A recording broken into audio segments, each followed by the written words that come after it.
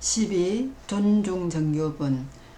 바른 가르침을 존중하라는 뜻입니다. 한번 읽어보겠습니다.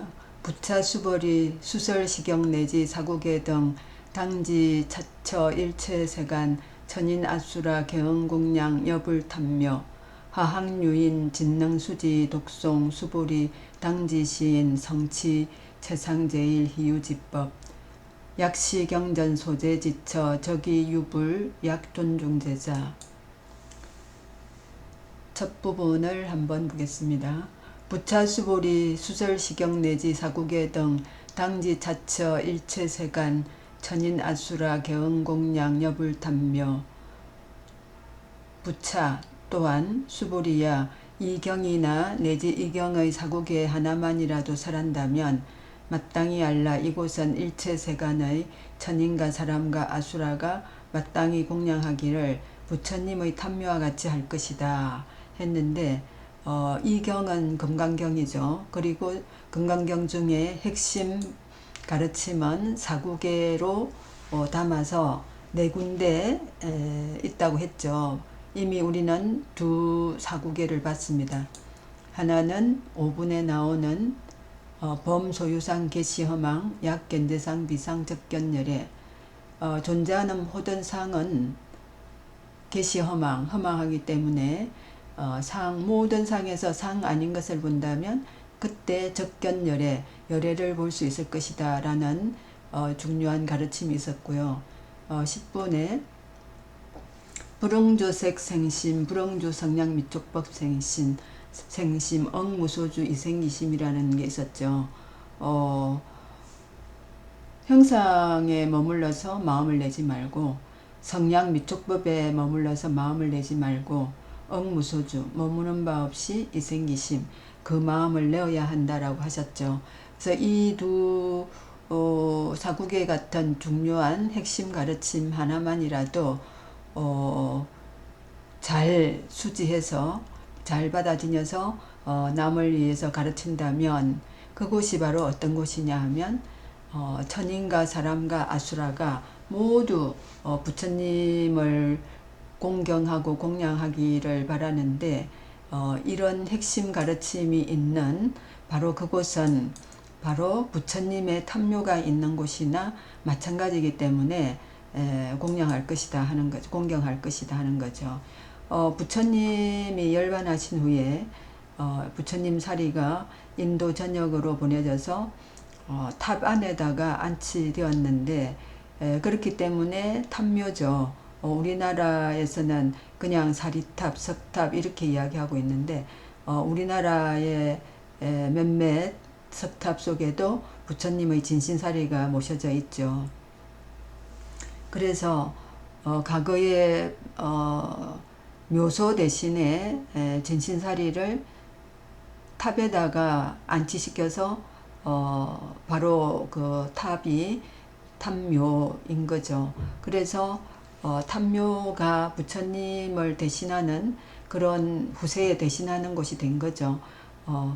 AD에서 BC로 넘어올 즈음에 많은 사람들이 인도겠죠. 인도의 많은 사람들이 새로운 불교 운동을 하기 시작했는데 탐묘를 중심으로 그런 불교 운동을 했다는 거죠. 그래서 탐묘가 부처님의 역할을 대신한 거죠.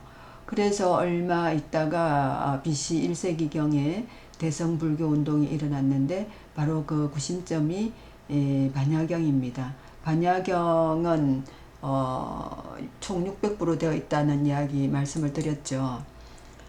부처님이 열반하신 후에 아라한가를 정득한 제자들이 모여서 부처님 설법을 그대로 받아 적어서 만든 경전인데 총 600부로 이루어졌다고 하죠.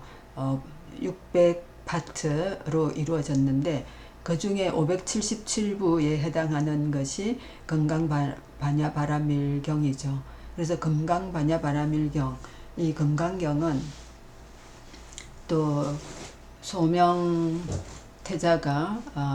32단락으로 나누어서 지금 우리가 하고 있는 게 그 중에 12번째 단락에 해당하는 존중 정교분이 되겠습니다.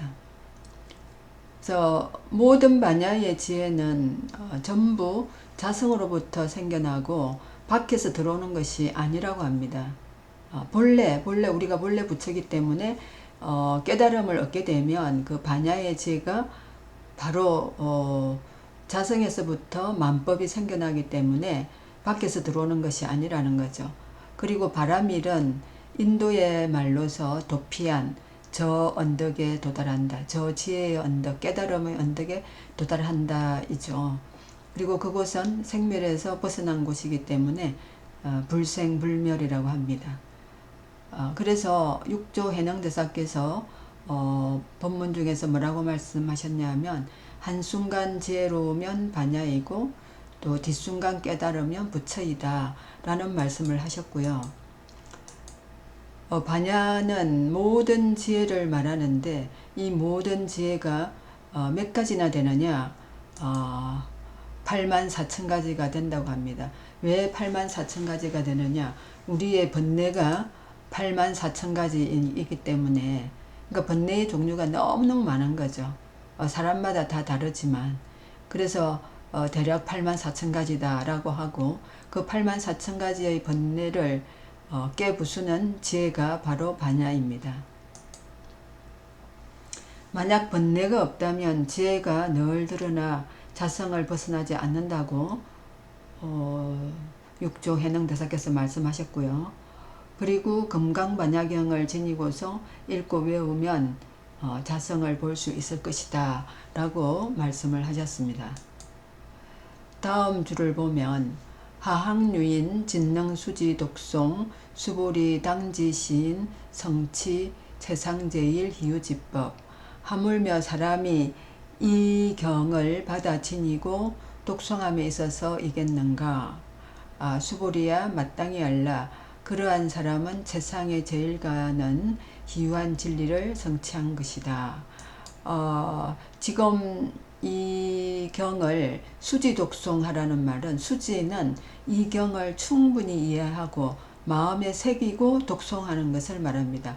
그냥 글자를 읽는 것으로 끝이는 것이 아니라 충분히 이해하고 마음에 새기고, 그리고 나서 다른 사람에게 상세하게 설명해 준다면, 알아듣기 쉽게 설명해 준다면 그것이 바로 최상제일 희유한 진리를 성취한 것이다 라고 보는 거죠.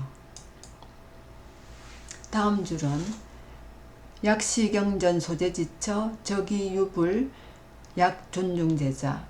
이 경전이 있는 곳은 부처님이나 존중받는 부처님의 제자가 있는 곳과 같으니라.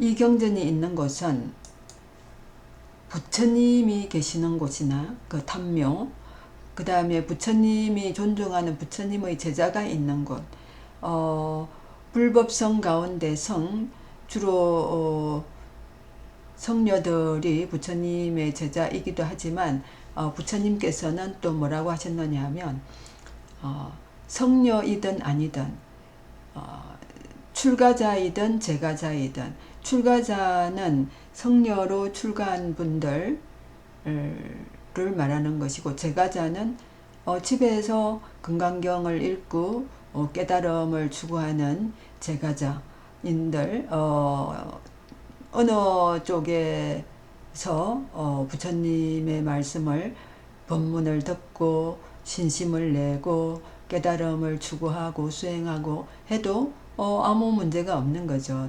그래서 그런 분들이 있는 곳과 같으니라 라는 말씀을 하시는 거죠. 그래서 불법성이 바로 이 경전이 논해지는 곳, 이 경전이 전해지는 곳, 다시 말하면 사국에만이라도 이 경전에 속하기 때문에 그 사국에만이라도 설해지는 곳, 그곳은 부처님이나 금강경이 있는 곳이나 그 다음에 부처님의 제자가 있는 곳과 같다라는 말씀을 하셨습니다. 오늘은 여기까지 하겠습니다. 경청해 주셔서 감사합니다.